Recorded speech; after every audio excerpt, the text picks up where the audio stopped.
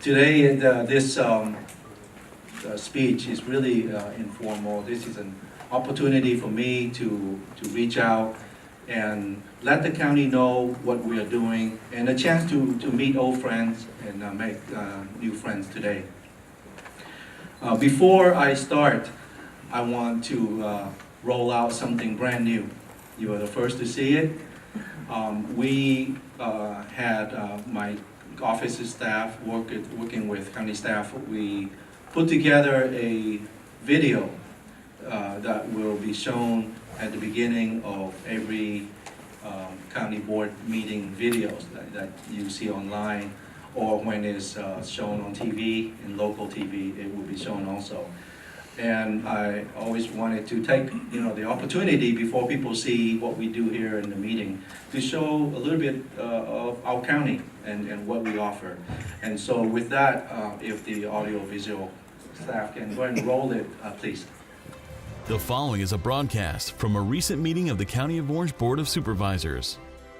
Nestled between Los Angeles and San Diego in Orange County, home to 42 miles of Pacific coastline and nearly perfect weather year-round, Orange County boasts a well-educated force and hosts many Fortune 500 companies. The county also has a large tourism sector, welcoming millions of visitors each year.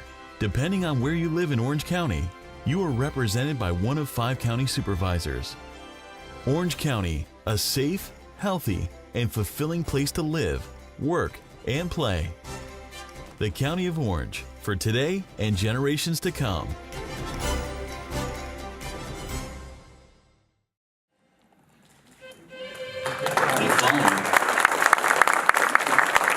Thank you. I hope you like it. And we were limited to, I believe, 30 seconds. And so we try to put in as much information about the county as we can. So from now on, that will be shown online and on TV. So looking around this room, I am so touched by your presence here today.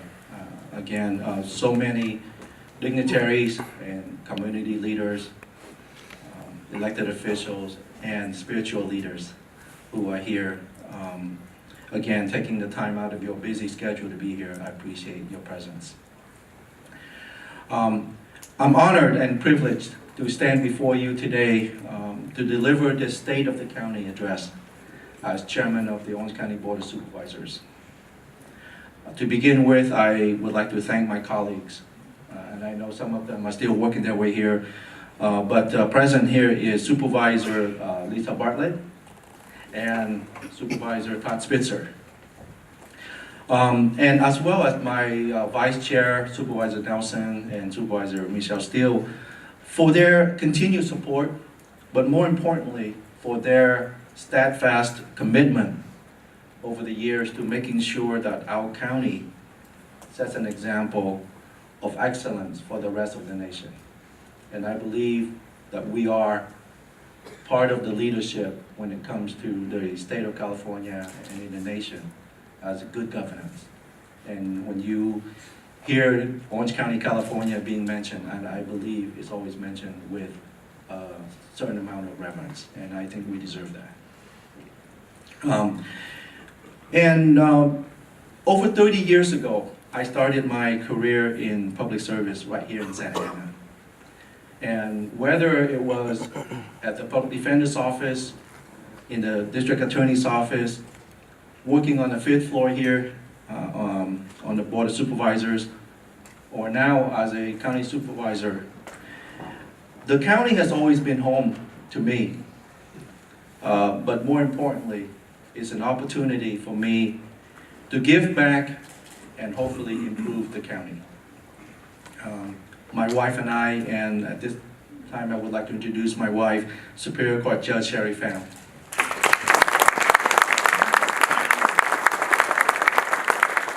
We are both immigrants from Vietnam, and as public servants, we firmly believe in giving back to the county and the country that has given us so much. Being able to give back as chairman of the Board of Supervisors is an honor that I could never dream of. if you were to ask me as recently as, say, 5 years ago, that I see myself being here, I would say it's just a pipe dream.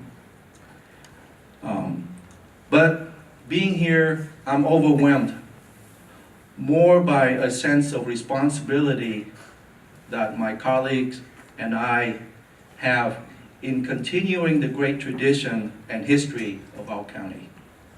And that's a heavy responsibility. Together, this year, we can do great things. And we can do great things by holding ourselves to a higher standard. Selflessness and service really are key to our success. Selflessness and service. For those of us who chose to make our career, our professional life here with the county, that really is what gives meaning to our work every day. As someone who has spent half of my career in the private sector and half with the county over the last 30 years, I will tell you that there's a reward that you get from serving the public, being part of the county family, that you do not get anywhere else. And I know I speak for many, and there are many who are here who used to be with the county and have moved on to other careers, and I tell you, they still look back to the county with fondness. I know that. I've seen head nodding around the room. And we know that, and that's why I keep being drawn back to this work, because of that sense of being able to contribute, to make a difference. That's what gives meaning to our work, to our professional life. And that's a big part of our life. But as part of the county and part of government, I believe that success is not measured by just big projects, right? The shining baubles. It's not just that. It is in making constant, progressive, and consistent progress every day in serving the public. And a lesson that I have learned since my election here to the supervisor is that we can no longer function, and not just we at the county, but society, can no longer function in silos. We know with all of the challenges that we have faced and that we have had to deal with just in the short time that I've been on the Board of Supervisors, homelessness, mental health, the economy, public safety, housing, these are just a few issues. But these issues require us all to work together at every level. The community, the neighborhood association, up to the city and county. And so we are here together, and I see representatives from all different levels that I just mentioned here, because we want to work together. And this is what I would like to continue to foster for as long as I'm on this Board of Supervisors. And that I'm confident that working together, we can set an example for others to follow. And I believe we have. If you look at the progress, the tremendous progress that we have made in all of those issues just in the short time, in the last 12 to 18 months, we have made more progress in the last year than we have made in decades before in taking on these issues head on and making, concrete progress every day. And I believe we will continue to do so with the leadership of the electeds, of community leaders, and also of the county department heads that are here today. When I think of leadership, when I think back as to what I'm going to say here today, as chair, that's going to make a difference, that hopefully that you can walk away to think about. I think of what we do every day here at the county in terms of running our department, delivering good projects, right? Providing good service. And I believe that good governance starts there, no doubt about it. But in order to build a legacy, leadership is about building a legacy that will continue long after we are gone from this institution. Because we all know, however long we spend with this county, the time will come when we will move on. And what is it that we can do? What is it that I can do after 30 years of being here in Santa Ana? What can I do that in a few years, when I move on, that I will leave with the county a legacy that hopefully will continue and make a difference in the future? And that's where I implore all of you to reflect within and to think about how we can shape attitudes. How can we forge a culture of service, of sensitivity, of not being being afraid to take risk? How do we lead by example? And we do that through our everyday way of living, our sense of ethics. And I believe in every organization, and I have seen this whether it is in a microcosm of a courtroom with just a judge, a bailiff, a reporter, and a clerk, all the way through a big department, billion-dollar department that I've seen, and now running a county the size of Orange County with 18,000 employees and a budget of $6 billion. With an economy by ourselves, number 42 in the world. Just our county alone, number 2 as a nation in the world. So what I notice in every institution is it starts at the top. It really does. Your sense of ethics, your sense of service and selflessness, that is what transmitted through to your employee, to your staff, and more importantly, to the public. And once we believe in that message, we now tap into the strength of what America is about. Right? This is the America that I was introduced to 42 years ago. It wasn't through some big grand government program that assimilated hundreds of thousands of Southeast Asian refugees. It wasn't that. It was through the contribution of countless individuals, church groups, community groups that believe in service, in something higher, that reached out and brought strangers from strange lands, strange languages into their home. Talk about the ultimate sense of sacrifice, right? How many of us, including myself, would be willing to put up with that kind of commitment, a major disruption to your life and your family life, in order to just give back and serve? And we have that. And you know, I'm sure there are many of you here who gave back and help sponsor families. But I know of one example, and I want to give a shout out right now. It's a little late, but our district attorney, Tony Rokakis, he sponsored a family back 42 years ago. Tony, I want to say thank you.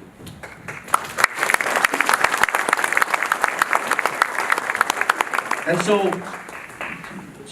I'm going to start my chairship and my comments with that to implore all of you as we go through our daily work, and especially those of us who are privileged enough to be in the position of being decision makers, of having influence, having input into how things are done, and in a position to influence opinions, that we want to take the sense of ethics, of sense of selflessness and service that we have, and that's what we can do to help change our society. If we are unhappy with what we see, we just have to believe that it starts with us. Now, with the county, we face a myriad of issues, right? Just all the things that I mentioned earlier. So we're no different from any other city or county or state, and even the nation. But we have been tackling those issues head on. And I want to take the opportunity here to go over some of that. What we have done in the county is to create a system of care.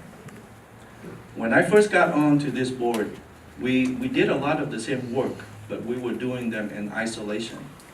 And it was really hard for one department to know what the other was doing, and for the public to know collectively what is it that the county was doing. And whether that be mental health services, public health nurses, housing navigators, emergency shelters, permanent supportive housing. These are issues that we need to tackle together in order to help lift people out of dependency and into self-sufficiency. And so 3 years ago, this board dedicated time, staff, and funding to address all those issues. And we made a commitment, and we've created a new department of care coordination. And many of you have dealt with, work with Susan Price, so you know the great work that she does and that department does for the county. And just in the last 2 years alone, we have doubled the amount of money allocated to homeless outreach and engagement. Just in the last 2 years alone, we have doubled the amount of money. And every day, we have staff working to encourage people who are homeless to sign up for the many assistance programs offered by the county. So more than ever before in the history of the county, we have people who are now receiving case management services and who now know where to go to get help to receive the case management services in order to get themselves back on a path to recovery and self-sufficiency. An example of the innovation I mentioned is the Courtyard Transitional Center just across the street. And when we first in the process of thinking of putting an emergency shelter in place, people see the courtyard and they hear my, proclamation to the board and asking for their support, that we're gonna open up the courtyard within 30 days, if you remember that. We made that announcement and we opened it up in actually less than 30 days. But you know what? The process started a year and a half before that. People don't know that. The terminal was owned by OCTA, which was purchased through a grant from the Federal Transportation Authority. And so we couldn't buy that property directly from OCTA without federal approval. And the federal government moves really slow. It took us almost a year to just get their agreement, that permission, in order for OCTA to sell it to us. And then OCTA has to take that money and go find a use that was comparable to what the original purchase was for, which was transit. And so it's a three-way escrow, like a three-way dance, it's awkwardness over the course of a year and a half, that finally it happened. And only then could we really move ahead in making it a emergency shelter that it became. And so it took vision on the staff's part, and it took commitment. And I want to thank CEO Frank Kim for coming to me and say, look, Supervisor, if you want to, we can make this happen in 30 days. And that's how I was able to do it. It was through the staff taking our vision, taking what we want to do, and then making it happen. And that is what is going on today on the riverbed. And I want to really recognize Sheriff Hutchins and Under Sheriff Don Barnes, who are here today, who take a tremendous leadership role in helping us dealing with our homeless issue throughout the county. Thank you very much.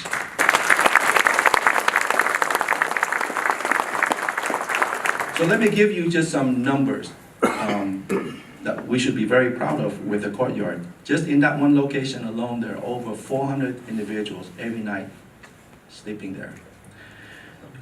Through coordination with nonprofits alone, nonprofits, none of this is paid for by the county. We serve 1,000 hot meals a day, every day, for the last year and a half. But more importantly, since we opened in October of 16, Mind you, that's only 15 months.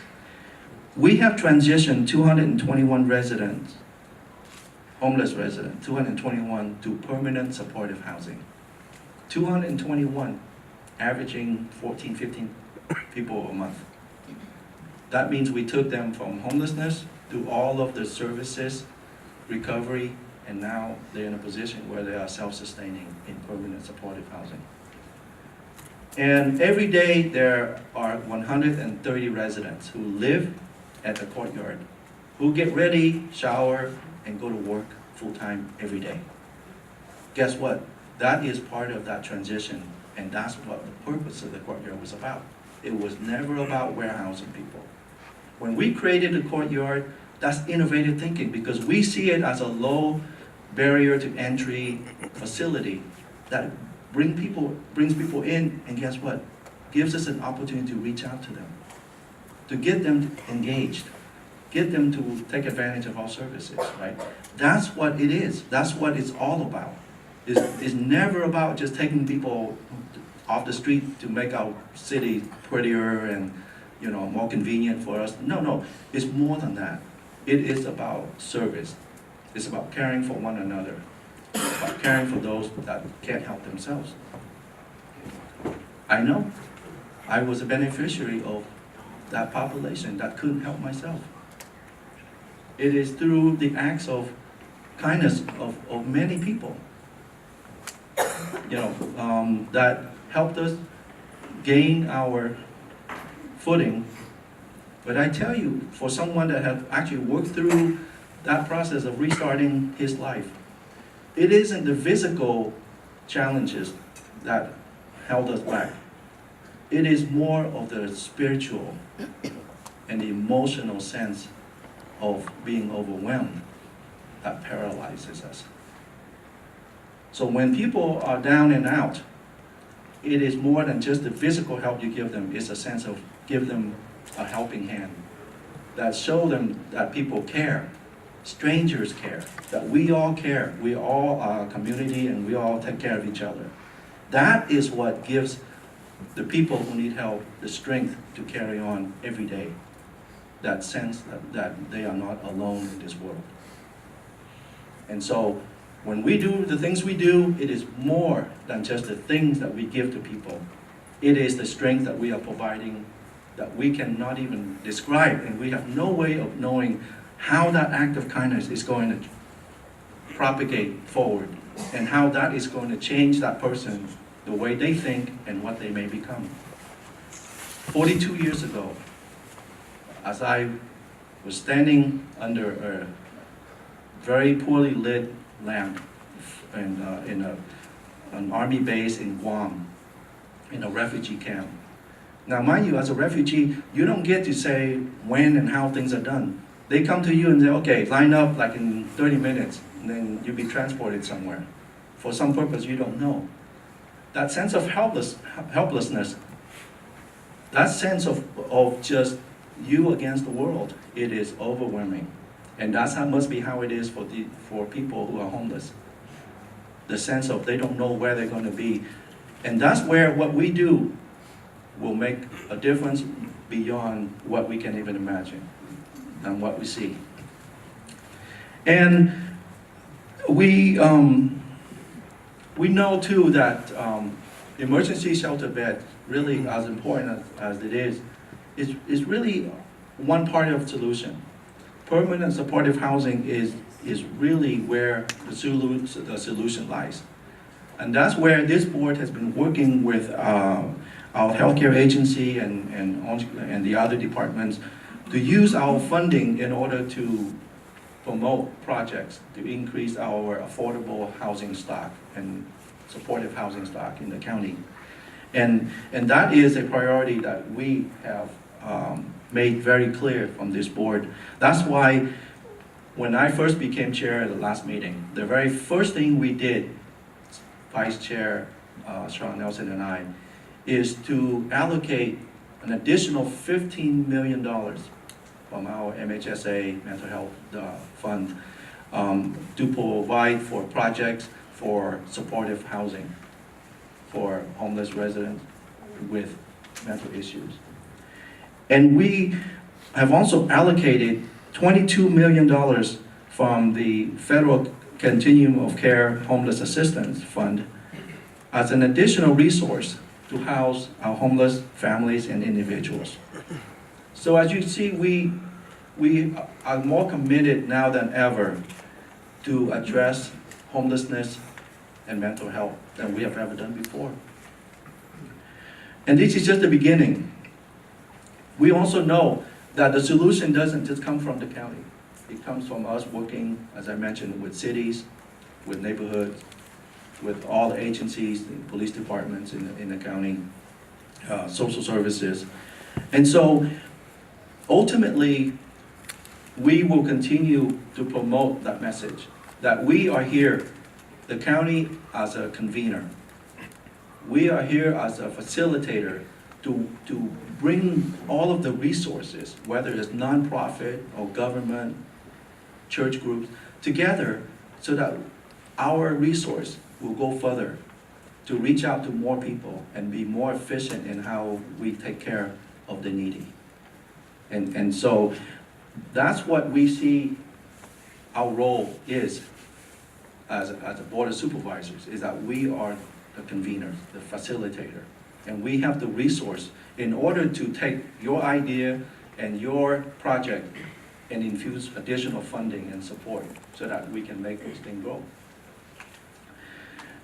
And so when we took that kind of approach to homelessness, and then we took it to deal with another big issue in the county, which is mental health.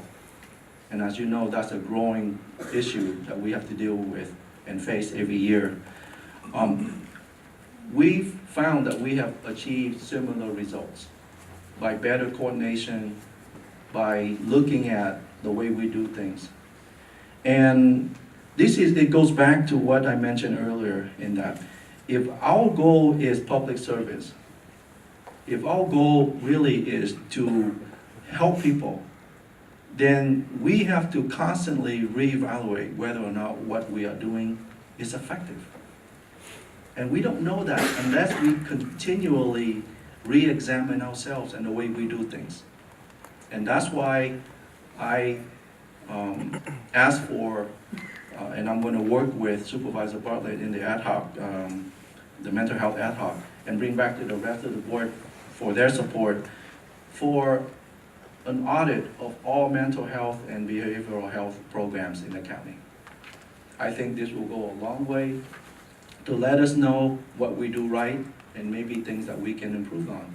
Maybe there are populations who need help, we don't know how to reach them effectively. And another area that I want to focus on that is really important, and that is the county administration. We have also been working hard, this board, to provide innovative and forward thinking to our infrastructure needs in the county. On the way in, you probably saw the construction next door. Building 16 really is the hallmark of our forward thinking to prepare Orange County for the remainder of the 21st century. This building that you're in right now is the newest building in our portfolio, in our real estate portfolio. The newest, think about that, and it's over 50 years old. Every year we have to spend millions of dollars to maintain our buildings. Much less, no, we're not improving, we're just maintaining to meet regulatory standards, to meet efficiency standards. And if we have to upgrade anything, our IT system, telephone line, guess what? Trying to do it within the existing system is very costly. And also the way that it's designed, all of our buildings, they were designed to work when we all had boxes of files, remember? You guys remember those things where each of us would have an office and the wall would be lined with just boxes of files, I remember. Now you'd be hard pressed to find one box in most employees' offices, right? It's all online. And maybe a printer feet of space for each employee anymore? No. Industry standards now goes down to about 140. So our new building really taps into that modern way of working, make it more efficient in every way possible. And in the process, we reduce costs for the county.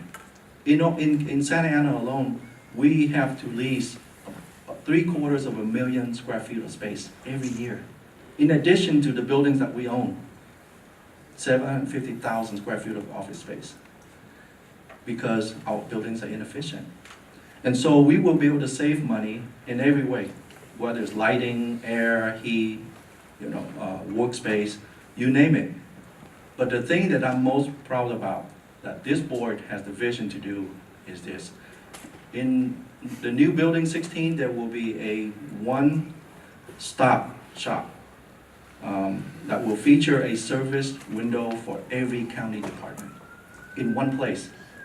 So for those of us who do business, or just you need to get a copy of your birth certificate or marriage certificate or whatever you need, you only have to go to one place to access all of the county departments. No longer do you have people walking around aimlessly looking at these, kind of unidentifiable buildings and trying to figure out, okay, where should I go? And so, see, that's the new way of thinking for this board. We believe in customer service. We believe that we place the service of the people as the goal, and what can we do to achieve it? So, in conclusion, I want to refer to a message by Dr. Martin Luther King. He once said that we may come from different, or we may have all come on different ships, but we are all in the same boat. And I believe that.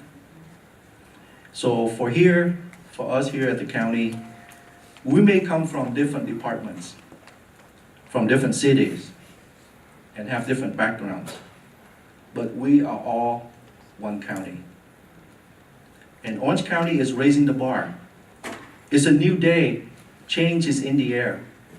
It's palpable. I can feel it. I can see it in our staff. I can see it in our department heads. I can see it in the collaboration with cities and neighborhoods that I did not see even as late as 6 months ago. I believe that we are seeing and sensing that together we can make real change. And so I know that this board, my colleagues, and I have worked to show that we are on the right track to create a better community for everyone. And I hope that you all will hop on this train with us, and together we will move ahead and create a better future for our children and the people of the County of Orange. Thank you.